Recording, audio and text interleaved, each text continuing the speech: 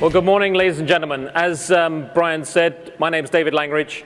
And since he started off the theme with the Grand Ole Opry, I was able to tick off one of my wishes a few years ago. I've actually been on the stage of the London Palladium. So the Grand Ole Opry will be another one that I can tick off as well. As Brian mentioned, I've flown in yesterday from Seattle, but as you can probably tell by my accent, it's not from this side of the pond. So if you need further translation, I'm sure one of your friends or just ask me to repeat and I'll be able to repeat. I'm actually based in the UK, and I live in a small town on the south coast called Weymouth.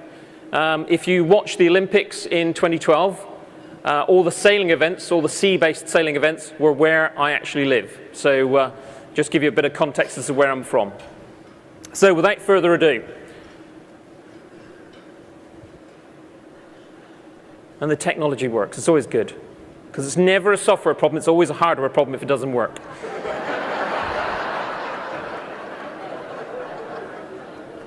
Actually, I can't say that anymore, because we now sell devices as well. So I've got to be very, very careful.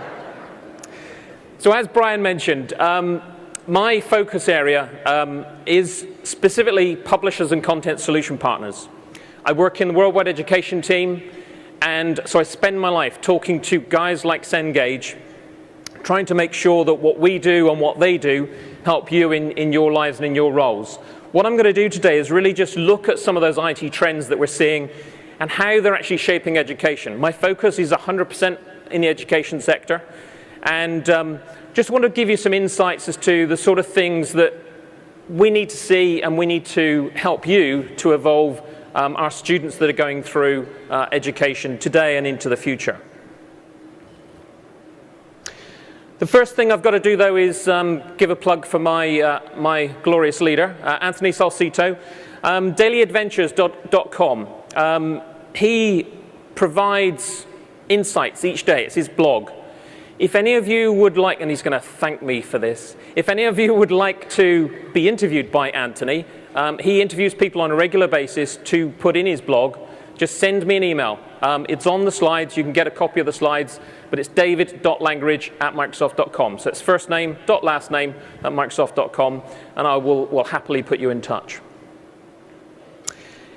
And the speaker that Brian got up onto the stage just now set me up very nicely for one of my initial slides. Ladies and gentlemen, your students are learning without you. They may not be reading the book, but they are learning without you. Is that a good thing? Think it's a good thing? Is it not a good thing? We personally think it's a good thing, but a lot do find that challenging. So is this statement better? They're reading without you. Or sharing without you. Or studying without you. The thing that you've got to bear in mind today is every single student, and I've got two that have now left school, but they do learn an awful lot wherever they are.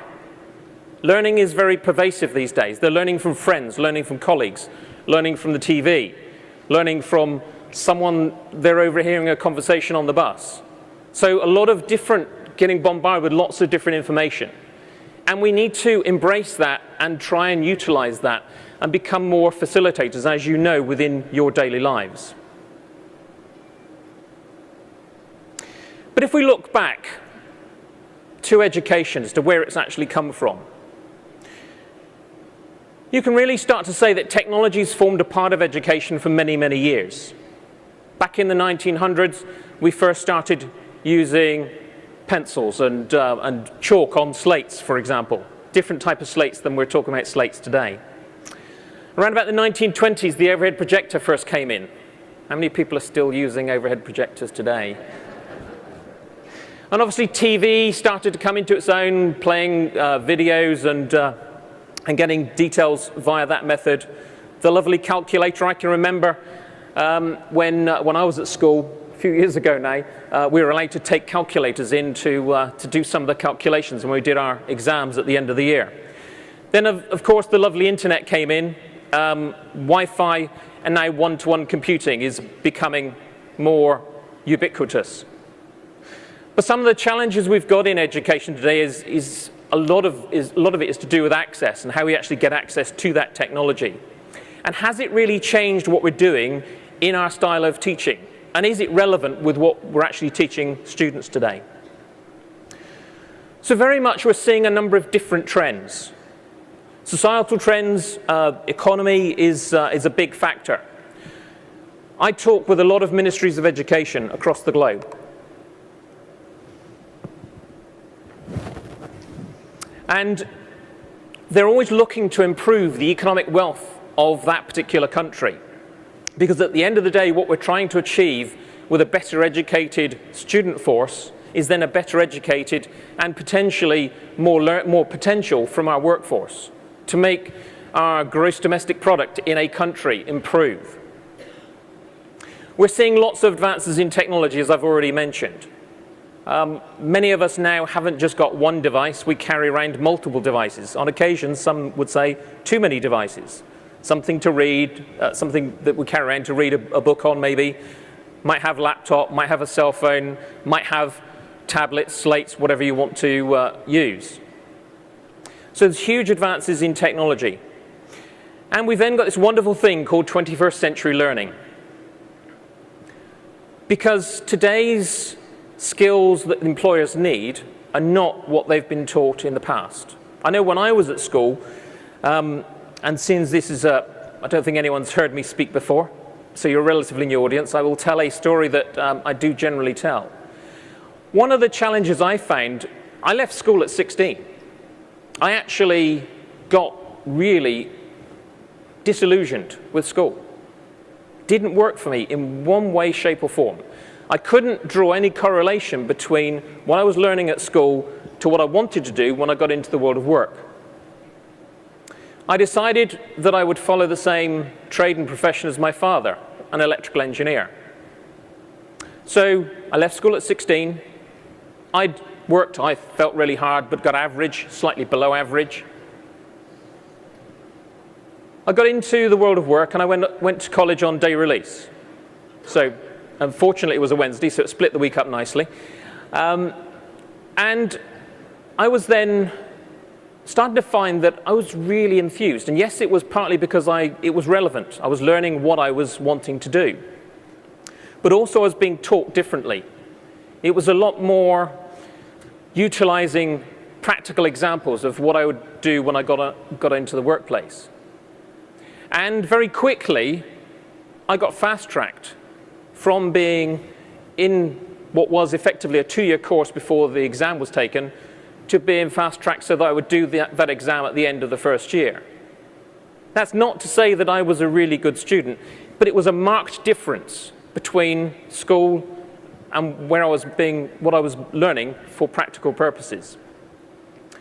It was only when I started to work in the education group around about 10 years ago now that I realized I had a particular learning style. Never heard of learning styles at all before I joined the education team. I'm a visual learner. I actually learn an awful lot by watching and doing things. The style of teaching that I was subjected to was very much chalk and talk. It was a lot of things up on the board, was very boring, didn't work for me whatsoever. And that's not to showcase me as a good student, but I then was getting distinctions. I then took what was effectively a 3-year course in 2 years. I then very quickly progressed through, because it was all relevant to me. And they were teaching me different skills. They were teaching me ways to collaborate, work as a team. Things that we would class today are 21st century skills. Things that our students need to learn in a better way, to enable them to work in a better way. But as I said, if we look back, this traditionally would have been a standard method within a school many, many years ago. Because it was it was building a workforce for this type of scenario. Very much go along, do as you're told, work in a particular way. And so very much an industrialized world. And now we demand an awful lot more of our students. Purely because when they get into the world of work, they need to understand collaboration, teamwork, things I've already mentioned. So the workplace is a lot different today than it was many years ago.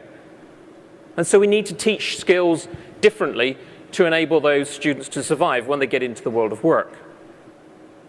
But the big question for me is, have our classrooms, and admittedly a lot of this is looking at the K-12 arena, have our classrooms changed significantly in the past 100 years? Unfortunately not. They still look very similar to a class from 100 years ago. Very much children sat in rows, behind desks, in chairs, and we're still trying to replicate existing models, and we're getting the same results. I don't need to tell you the results from schooling, regardless of whether it's here or anywhere else in the world, is woeful, really, unfortunately. We actually need to make some fundamental changes. And one of the things that we're trying to do at Microsoft, we're not here to solve it on our own. We cannot. We're a technology company at the end of the day. You're the education experts. What we're trying to do is to provide you with tools and skills to enable you as educators to then provide to those students the skills they need. So I would suggest that we need to change the way that we work. So we can add technology. This is a picture of a New York school from, was actually appeared in the New York Times a little while ago. And you would say, great, we've given all of our kids technology, everything in the world is wonderful. There's no collaboration happening here, there's no teamwork, they're all operating individually, unlikely to be any creativity. All we've done is we've automated the existing process that's been there in the past. I would suggest not a good thing. We're not teaching the students the skills they need. And you're probably seeing this when they come into the higher education world. You've got to start to impart further knowledge on how they start to collaborate. This is another use of technology that's not good. This is an interactive whiteboard being used as a bulletin board with paper stuck on the interactive whiteboard. Really good use of expensive technology. And we've supplied a lot of these into our schools, and I'm afraid to say this is actually in a US school. Not a good use of technology. So we're all part of the game here to actually improve the lot of the student and to try and really make sure that technology is used in the right way. Yes, I work for a technology company. Yes, I'm passionate about working for Microsoft. I love working for the company. However, technology should be used when it's right to use it and to ensure that you're using the right technology. We live in a multi-platform world today. And yes, I can class our dear friends at Apple and Google as competitors of ours.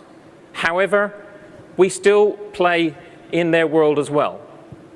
Biggest selling piece of software on the Macintosh today is Microsoft Office. We're providing that technology across multiple platforms because we do live in a multi-platform world.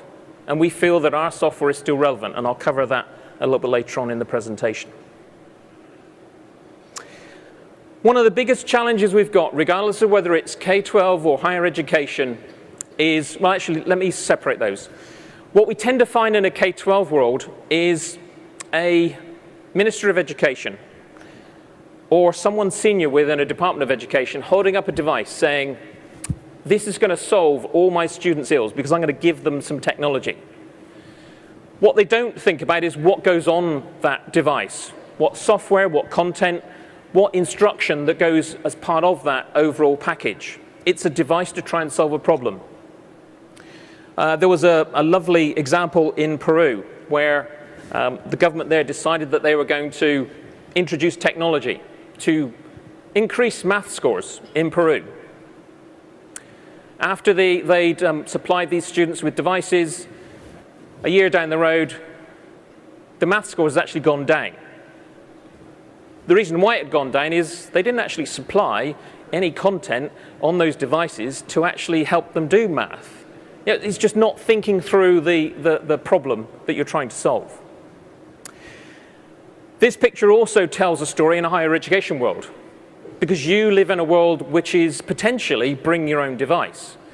And so you have got multiple platforms, multiple different systems that you need to try and cope with. And it's a nightmare for a CIO. Yes, we've got software that can help with that, but advertising over.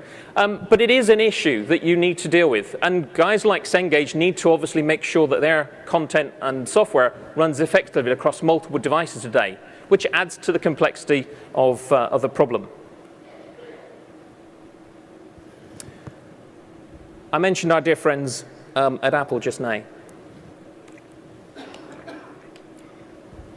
One of the things that I suppose, since I deal with day in, day out with publishers, is this for me is still just automating the process. We've got a bookshelf on a device, regardless of whatever device it is. And we're imitating the page turning exercise. Looks good, looks nice, looks pretty, yes, and you can do that on a Windows-based device, an Android-based device, whatever it happens to be. But it is just automating the process. One of the things that we're trying to do with content companies today is to work more deeply with them, to start to use technology in a different way. So how can we actually change the learning paradigm? Can we not think about things in book terms? You don't. When you're educating, you'll take little bits of information. You'll take learning objects, as I refer to them as, and we'll deliver them to those students to help them learn particular things in particular ways. And what we're trying to do is trying to then get that paradigm into the K-12 arena as well, so that things get dealt with differently to make life easier for you when the students then come into your world. This is one of those word mashups of things that people are really interested in. And when they're looking at trends, you actually then pull up a number of different interesting things. You notice 21st century education, public infrastructure, public debt. Money is always a big issue for people. Access to healthcare. Data privacy is always a big one. And one of the things that we're trying to do is to ensure that we're listening to a number of these trends to ensure that we're delivering our software in the right way.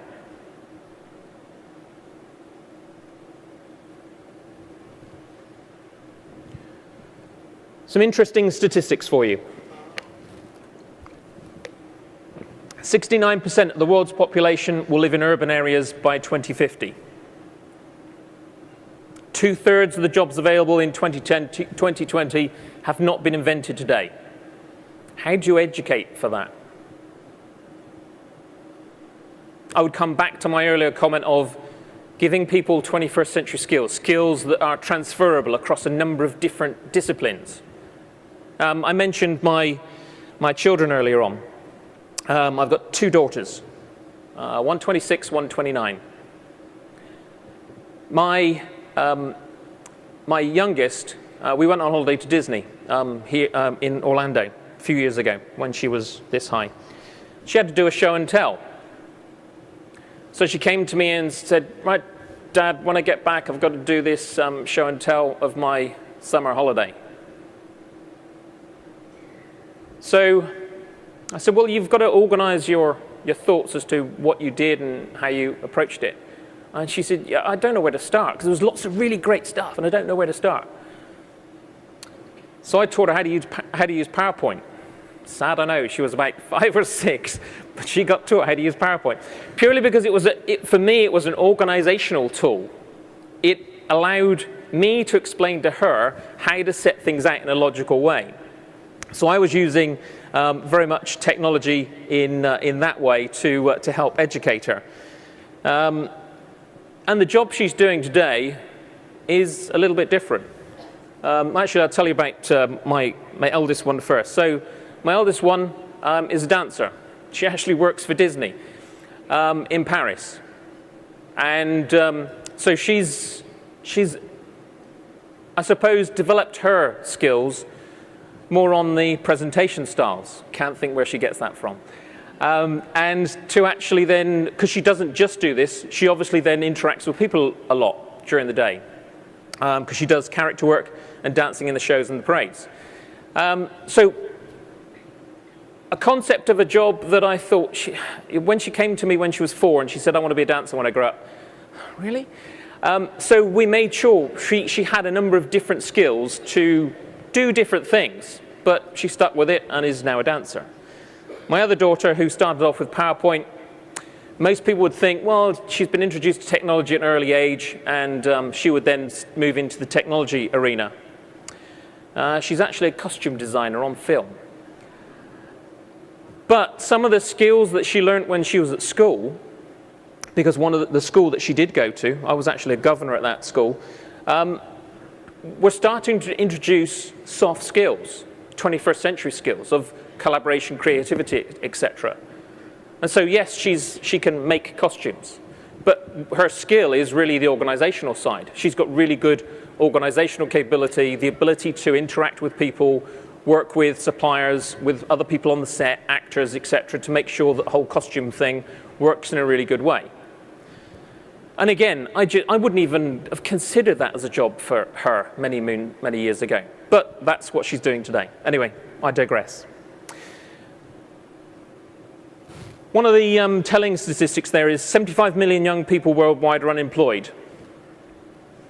Huge. We need to make sure they're better educated. We all know that. And the other telling statistic is the one in the bottom left-hand corner. 1.5 billion people are off the world's power grids. And some of the work that we're doing in Africa and other parts of the world to try and introduce technology to those areas and how we actually get power to those in innovative ways to really start to make them more accessible. Because I think one of our fears, and it's probably one of yours as well, is that the digital age can potentially polarize even further between the haves and have-nots, and that's what we're trying to avoid. And so you'll notice various different announcements from us trying to reduce the overall cost of things, trying to drive figures down to then make technology more accessible. But enough of that. New innovation provides us with new opportunities. Things like the cloud. I'll talk a little bit deeper about the cloud in a moment. But it provides really good access, if you're connected, I know. But really good access, and that's always up to date. For a company like Cengage, provides them with immense potential, because that content can potentially be always correct. Because you're then not relying on what it says in the book, the physical book. You've then got, there's been some border change somewhere in the world, and that can be changed straight away, and that's then delivered straight to the students. Those students have then got access to that information very readily, for storing information, for sharing information, collaborating. I've already mentioned multiple devices. Social's a big thing. Watching my kids these days chatting or texting on their cell phone while chatting to someone on Facebook, while watching the TV, multiple different ways of actually working. We're also seeing a lot of natural user type interfaces. And again, later on in the presentation, I'll give you a couple of examples.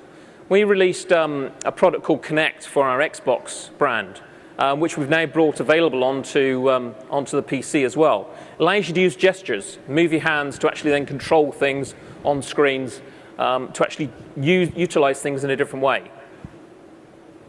Big data is another often bandied around word.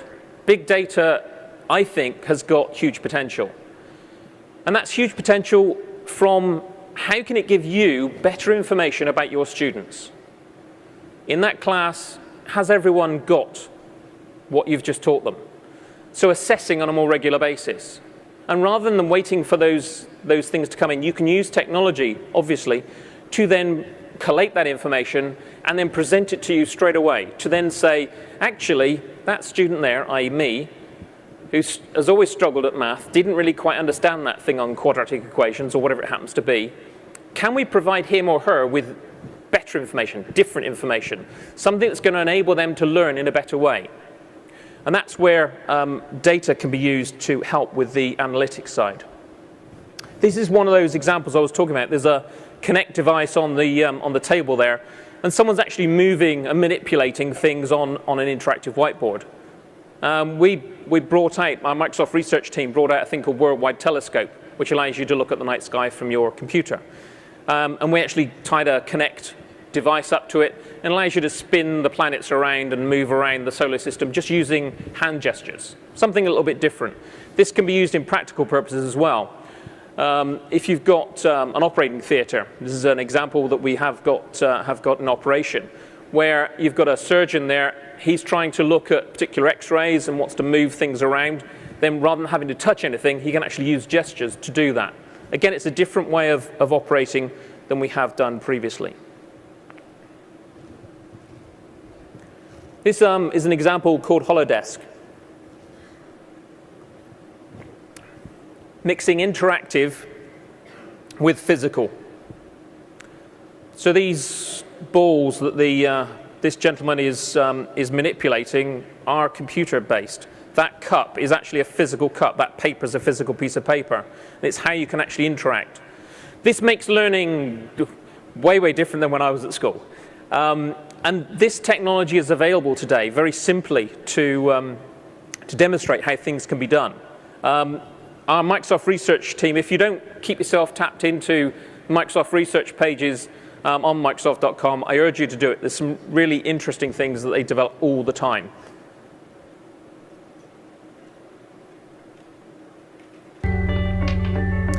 This is another product that's come out of Microsoft Research called IllumiShare. And you can see there is a lot of technology here in play. So yes, you've got lighting and cameras and other bits and pieces. But if you think back to that Connect device that you saw just now manipulating things, that's how this started off. The large table-based computer that we developed started off as a very clunky thing in Microsoft Research, but has then evolved over time to then brought down into a relatively small area.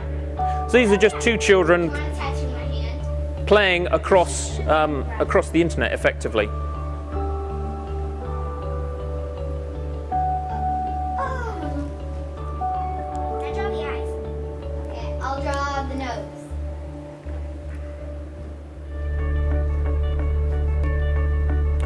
Teaching 21st century skills, collaboration, creativity. Because you don't have the eyes. Want to play tic-tac-toe? Nobody won. Yay! Come on, my magazine. It's got just... We've all done that. Okay. But look, Justin Russo's in it. Where? Where's that? What? Look right here.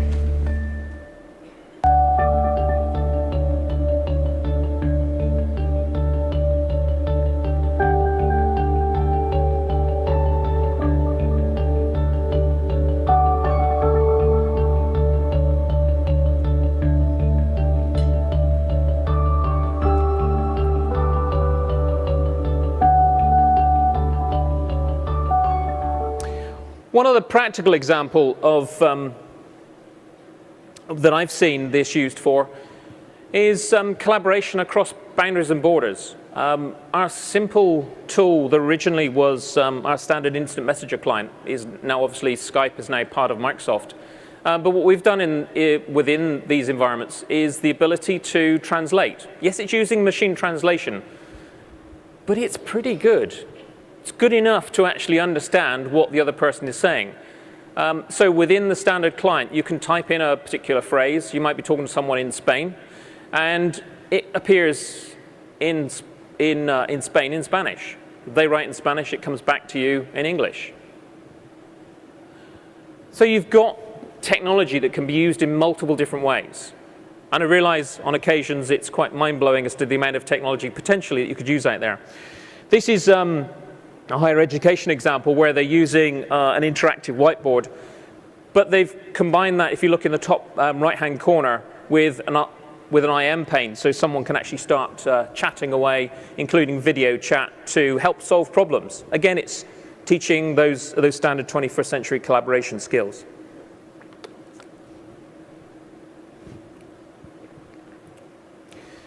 This is, again, another use of technology. This is actually, if you look at the piece of paper they're writing on, is being displayed on the screen. And that can then be, again, used as a collaboration tool.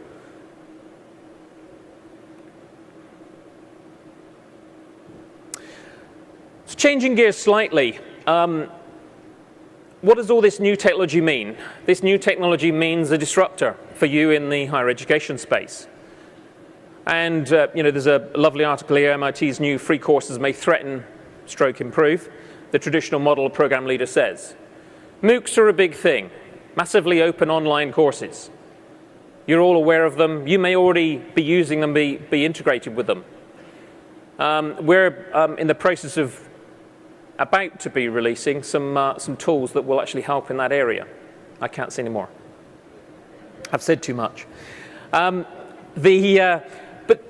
it's an interesting area with how we actually then educate. Going back to one of the very first slides, your students are learning without you. And how you can actually then start to help them use other technological methods to learn also. Not necessarily without you as such, but then how they actually then pull that back in to utilizing within your traditional lecture room.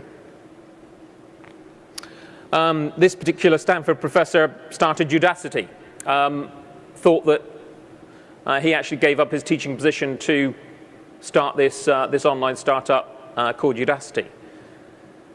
So we are in an age of disrupting. I would say that there is no one silver bullet though. You've got multiple methods of learning is the point I'm trying to make here. There is different ways you can actually then utilize. On a good side, colleges can mine that data to tailor the student's experience. This comes back to my comment earlier about personalization. You had a K-12 class of 20, 30 kids. You might have a lecture room of an awful lot more than that. But how can you better understand how well those students are doing? Because at the end of the day, regardless of whatever age those students are, we're all trying to improve learning outcomes. We're trying to make sure that those students are better educated when they leave our care. And using that technology to assess on a more regular basis, rather than just high-stakes test at less frequent intervals, would then allow us to extract that information to understand in a better way how we've actually got to manipulate that idea to then say, yes, this student actually needs some help in this area.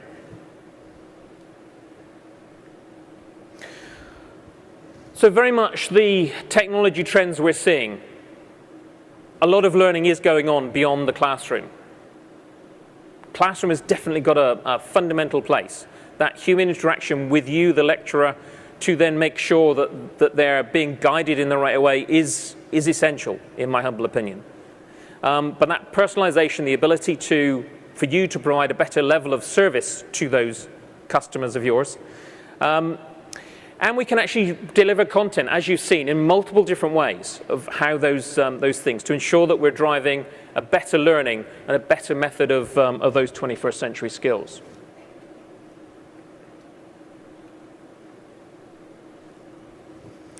But it does come down to relevance. And I've put customers in here rather than students, because they are customers at the end of the day. You know that. They can quite easily move to various different colleges and or different methods of teaching if they want to.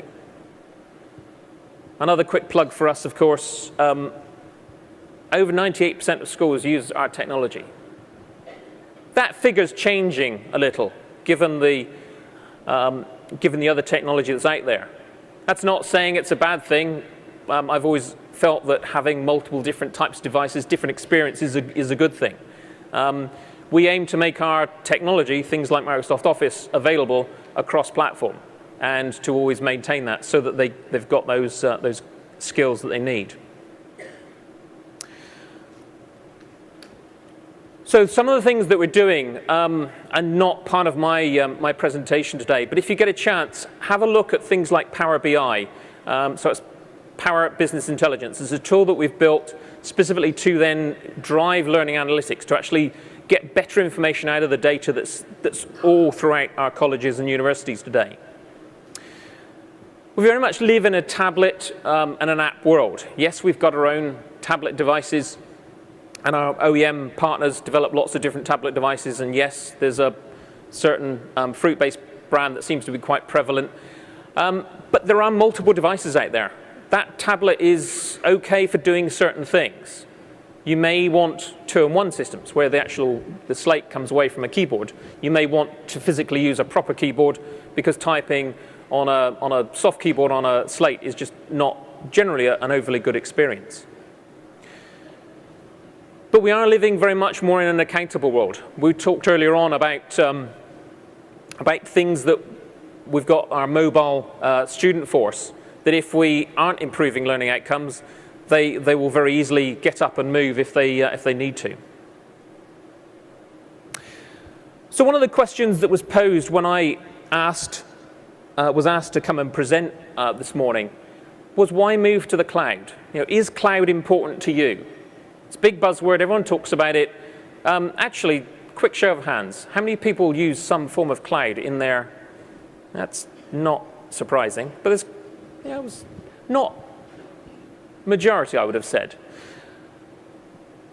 So I built this slide specifically to give you some insights if you've not looked at it. Versioning goes away, potentially.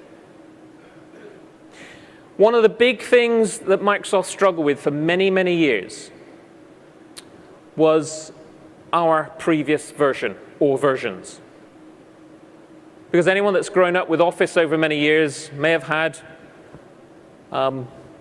various different versions of Microsoft Office, 2003, 2007. And so the tactic was, when we brought out a new version, we had to make it whizzy enough that people thought, well, actually, that's a really cool feature. I need to go buy that latest version. So we were always competing with the old versions.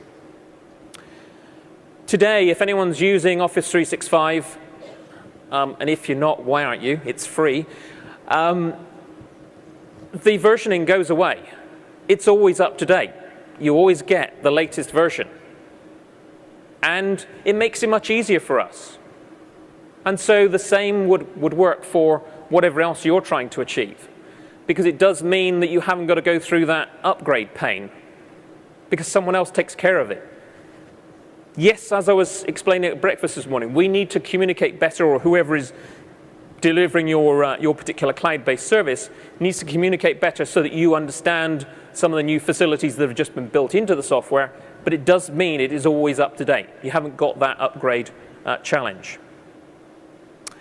Relevancy. It can be different for different people. Because it's a service, then what I get delivered with could be different from what every one of you get delivered with. Because those facilities can be based on a person's identity. An identity in this environment is key. Having a good identity management system, we do a pretty good one, does allow you to then understand better and to deliver more of a personalized service to each of those individuals. It does allow you to scale. You may be operating in one campus today, but many of you have probably got campuses in different parts of the globe or the country, and so it does allow you to scale. It does allow you to switch services on or off as required. If you've got a high-stakes test that every single student needs to take, you might need to, in the traditional old world, install servers, go and buy servers to then install, to then cope with the capacity. All you do with cloud is then say, yes, please, I want to add some extra technology. And then the next thing is that costs you for that piece of time. Once you finish with that high-stakes test, switch those off, you're then not paying for that technology again. If you've bought all those servers, they're now potentially redundant. So it does mean that the service becomes a lot more affordable. You can deal with peaks and troughs. And so you only do pay for what you use. And it does make you more mobile. Presents us and various other different companies with challenges because it's very easy for you to switch. Don't like your service anymore, it's not cost effective enough, I'm going to switch to a different service. It does make life much easier, it does make it more mobile. It does mean that you avoid being locked in. We will always try and maintain and try and make sure that we provide you the best service possible, of course. So I mentioned Office 365. Again, another bit of interactivity. How many people are using Office 365? That is nowhere near enough. Okay, David puts his sales hat on. Office 365 is free for all faculty and staff. Free. Why aren't you using it? No, in all seriousness, it's a really great product, and I will give you an indication as to why you should use it, because it's relevant to your students. And I'll show you that simple fact in a moment. Yes, we've been doing Office-based products for many, many years. You can probably tell I've been in this industry for a while. I actually started back in 1982, a long time ago. Days of twin floppy disk machines. You had a program disk and a data disk. See, I know I don't really look that old, but yes, I did actually. And the word processor I used was WordStar. It was awful. The spreadsheet I used was SuperCalc. And the database I used was DB2. And it all looked different.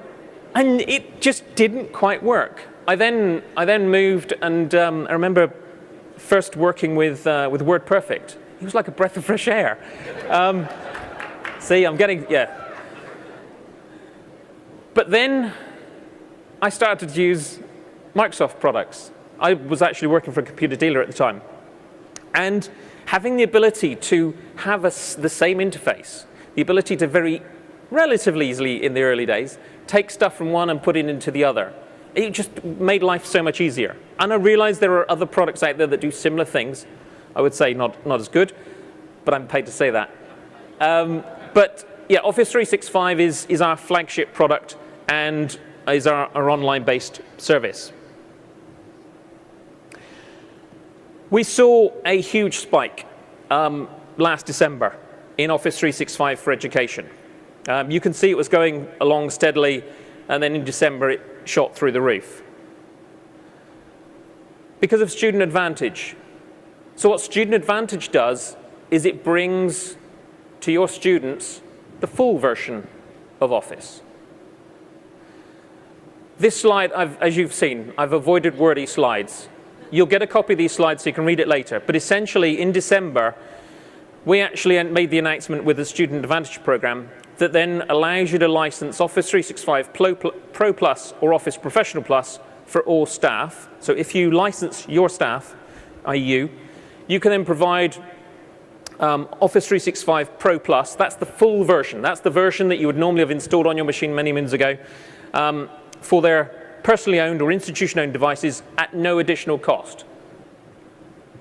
So if you license your full-time equivalents in your college or university, all of your students get Office for free. Now that's hugely relevant for you, hugely relevant for them. We want to make sure that we give them tools that they will use in the workforce. And we know that Office is used predominantly when you get out into the workforce. There's lots of other stacks there, and as Anthony says, students use Office every day for school and work and activities that are most important to them. Office not only helps students stay organized and get their work done today, but at the same time develop skills required when they enter the workforce.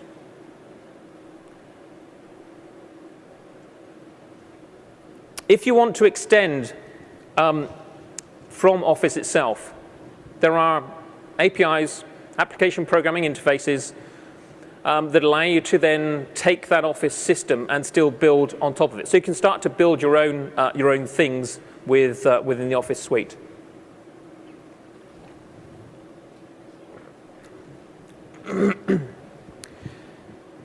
Talent is a major issue. It's a major issue that we face. It's a major issue that every single employer faces. We need a better educated workforce. We all do. Bit of a collaboration exercise for you. Have we got time? Yes, probably just. What have these three countries got in common?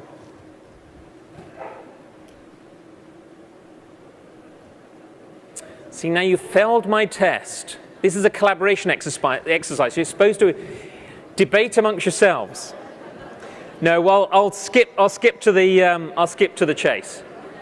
Essentially, the sad fact is that each of these countries have got a student workforce, or have got unemployment, youth unemployment that's over 25%.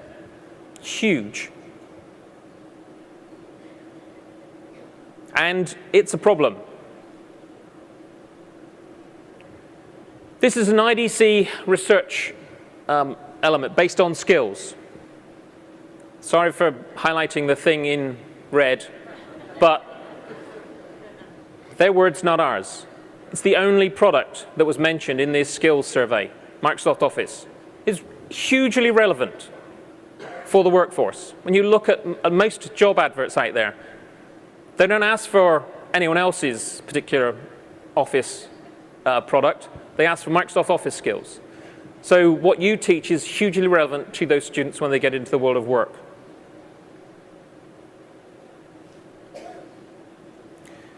Some other statistics for you. It's not just other companies that suffer with the talent gap.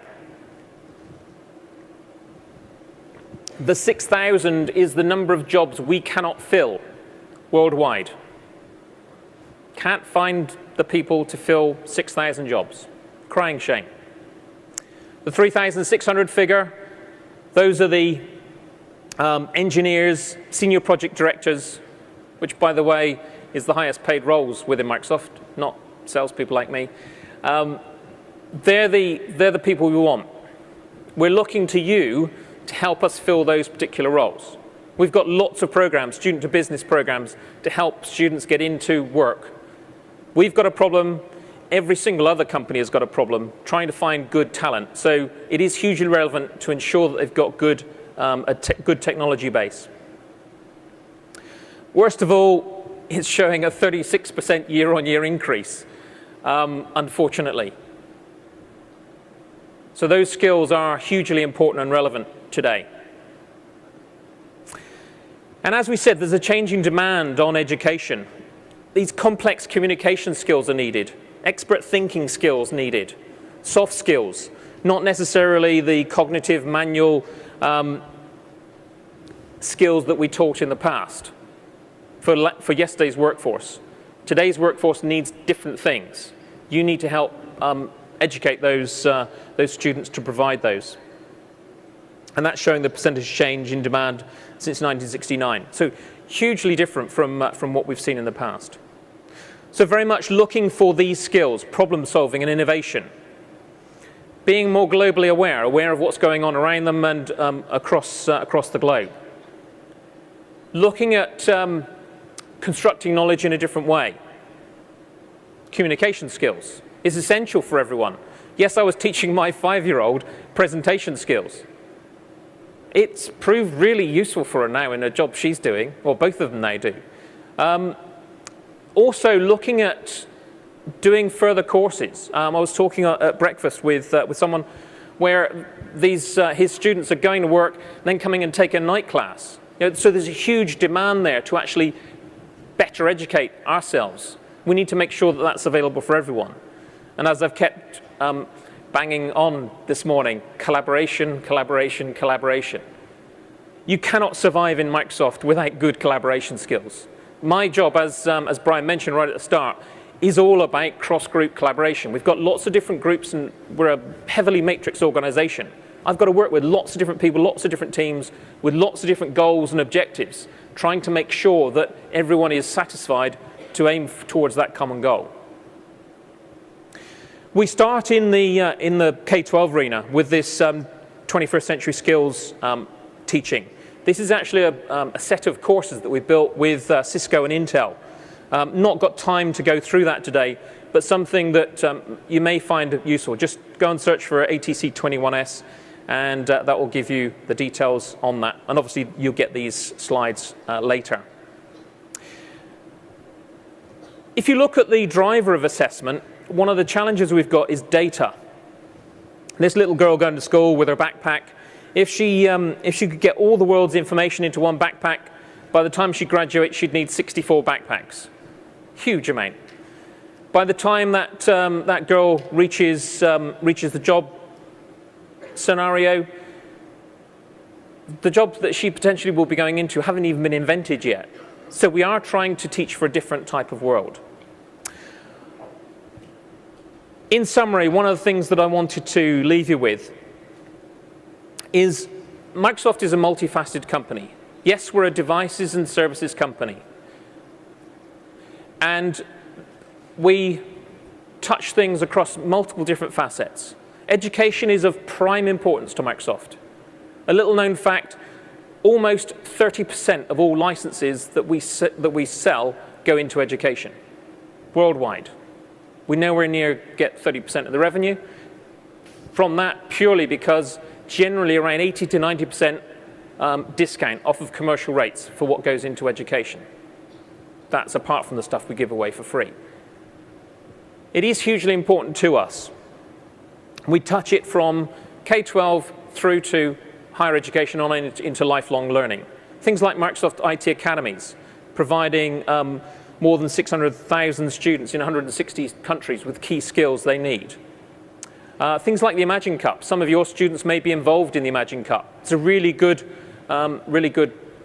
exercise to actually get some students involved in actually building things in an innovative way. Partners in Learning is a huge program. We've invested over $500 million and just invested another $250 million for the next 5 years in driving technology skills into our K-12 based educators.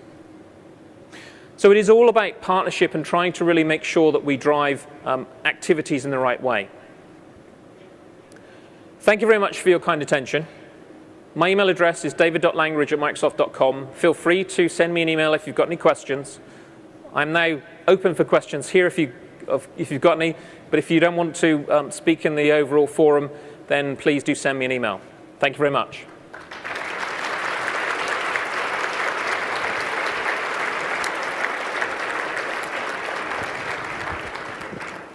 And also the thank yous to you for doing a great job in helping our students get into the world of work. We've got a question over there. Yes. Yes, hi. My name is Jan Rohn, and I'm a specialist professor at a private university in New Jersey. And my experience is a little different there than when I was working as an adjunct at a community college.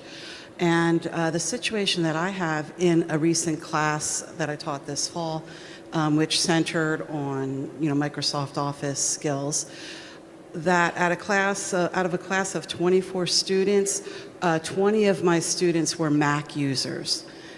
And one of the issues that I have is that even when I was teaching Office 2010, if a student with a Mac had Office 2011, they couldn't use the textbook to be productive in the class. The user interface was so different that most of the students, even relatively good students who tried to do the exercises on their Mac, gave up in frustration. And I find it, I don't know, I really can't understand why Microsoft can't produce a version of Microsoft Office on the Mac that looks the same as it does on a PC. I'll take that very valuable feedback back to the Office team. But it is a very valid point, and I don't wish to make light of it. It has always been, I would say, it's always been a challenge.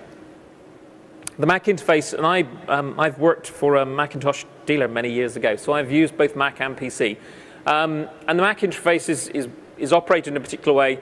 And yes, I would say in the past there's been a separate team that's been looking at that area. I would say with the changes with the new CEO coming in and the changes that we made towards the end of last year, I can't preempt what's going to happen, but I would say that we're going to move more have got to move towards more of a familiar, similar interface. No pre-announcements here, but that's what I would feel we need to do. But I will take that feedback because we do hear it a lot, and we will try and make it better. Because obviously, with in today's world, as we move to potentially Office running on more platforms, then we do need to make sure that experience becomes similar for all, so it's easier to transition. Thank you. Thanks for the question. Yes. Sorry for doing this, but I can't see. I can see you easy, Yeah. so that's fine. I'm Ann from Parkland College in Champaign, Illinois. I'm here with several colleagues. I, along with many of my peers, have every few years fought with the upgrade of Office from one version to another, and getting new textbooks in and struggling with students jumping versions. I would like to know what is after Office 365. It's subscription-based. Will there be another big jump, or is it going to be gradual? How will that impact us as educators in upgrading to new versions? As I intimated, Office 365 is Office 365, is Office 365, is Office 365. So essentially what will happen is there'll be more rapid changes, subtle changes within the software, but you won't get a version. And that's the whole point, is that it fixes at this point. You just will get extra features and facilities. So yes, to a certain extent, I suppose, if you're looking at the traditional training manual or book scenario of how to teach on it, then there would need to be some subtle changes. But I would venture to suggest it's then relatively easy, if that book is then online, to then make sure that those changes are implemented, and that then becomes part of the standard curriculum, and it will evolve over time. So yeah, there's no versions as such. So no more upgrades as such. You'll just get delivered the new version at all times. Yes, there's a question down the front here. Can you just wait for the microphone? Sorry, I'll come to you in a minute. We've got one ready at the back. Yep, go for it. Oh, hi, I'm Gloria from Windsor, Ontario. Our big problem that I experienced recently is that our children are learning this new technology, but when they go out to the workforce can't afford to upgrade. My son, in fact, went for a job interview, was tested on Office 2003. He said, I didn't know where anything was. So this is great. We're getting our kids up to date. What are we doing for the industry? It's a very good question. It's a question I get asked a lot. I got, as you probably noticed the pin, I'm in Rotary, and I get asked by other Rotarians, so I'm in Excel, and I'm trying to do this, and I've now got to think back 2 versions as to the version they've got, as to where it is in the... So, yes, it is... I would say the cloud will help, because, again, we still have got the legacy of versions. You'll be aware that coming up in April, XP gets to end of life. It's been in existence for many years. And that's one of the challenges we've always had, is that we do offer support for a long time on existing products. But with more cloud-based delivery, once they do shift to things like Office 365, because that is the method we're delivering Office these days, they will always be on the latest version. Our sales force do a really good job of trying to persuade people to upgrade to get onto the latest version, but it's always down to an economic factor occasionally. But it is a challenge, I realize. Thank you for your time. Sorry, I lost my voice. You were singing too much last night, obviously. Dancing too much, singing too much. 2 questions, actually. On the follow-up from the lady before on what happens after 365. So if nothing happens after 365, is Microsoft moving on out of Microsoft as we know it into more hardware? What are your plans? Please share that with us. And also with your cloud PowerPoint. My number one thing about cloud is security, privacy. That wasn't in there as a tile. Could you please just expand on that? Thanks for those questions. Yeah, so Office is a huge asset for Microsoft, and it's not going away. It's one of our biggest assets that we've got within the portfolio. And so what I was actually saying with Office 365 is, yes, it will be improved and increased over time. As I intimated, there's something coming.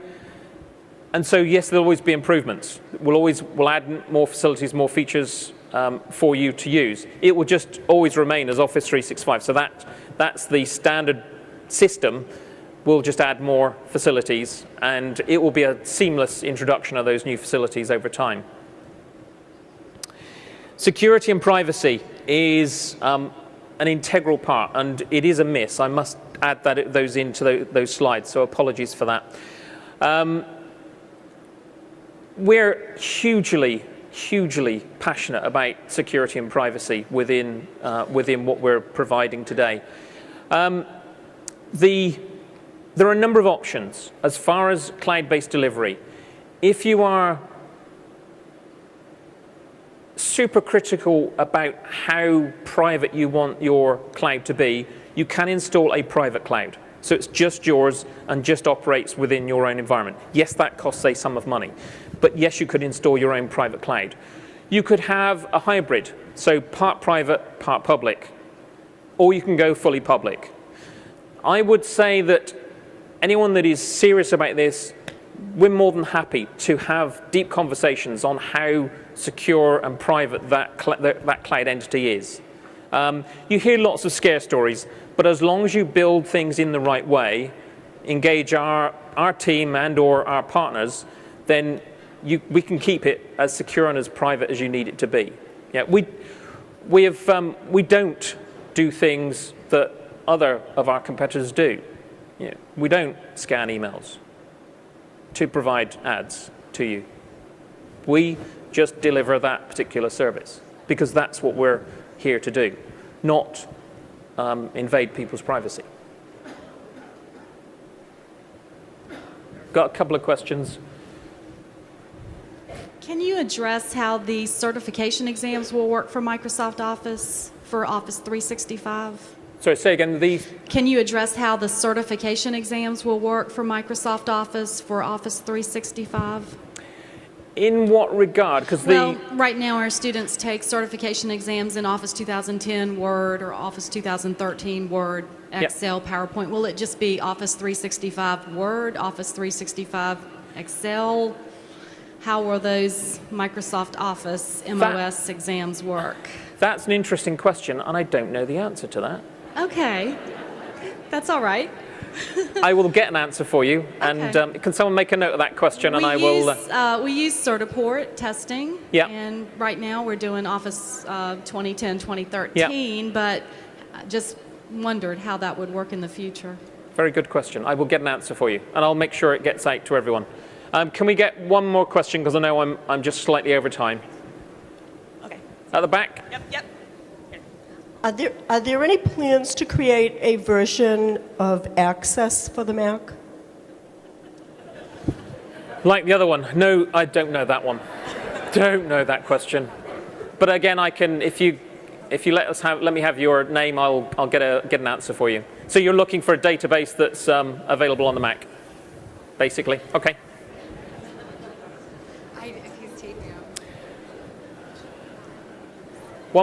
One more, okay? I'm being told by the boss we got one more.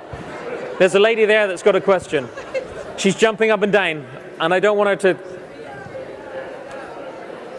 So my name's Abigail Bornstein, and it's not a direct question to you, but I do want to just put this out there, and I'd love to get feedback from faculty and from Cengage on this. And the versions are there's no new versions. It's just going to constantly be changing in a quicker fashion. And you mentioned that, so the textbooks, we have images and textbooks, they're going to be outdated. And you're saying, so it will be all software-based so you can go quickly change that. I'd actually like to know how Cengage is thinking of addressing these new subscriptions. This is a Microsoft issue. This is an Adobe Creative Suites issue. And so I'm really you made it sound so simple, but I don't understand it logistically how that's going to happen. It's a great question. So I think it's a good dialogue to have, and also about how our computer labs are going to be run with these sort of subscription-based. And I just think that we need to have a conversation. This is a great room to have it in, and I'd love to have it addressed or at least discussed more. That's all. Thank you. It's a great question. And the one thing I would say is that Cengage and Microsoft talk an awful lot because obviously they're a key partner of ours. I wouldn't be here if they weren't a key partner.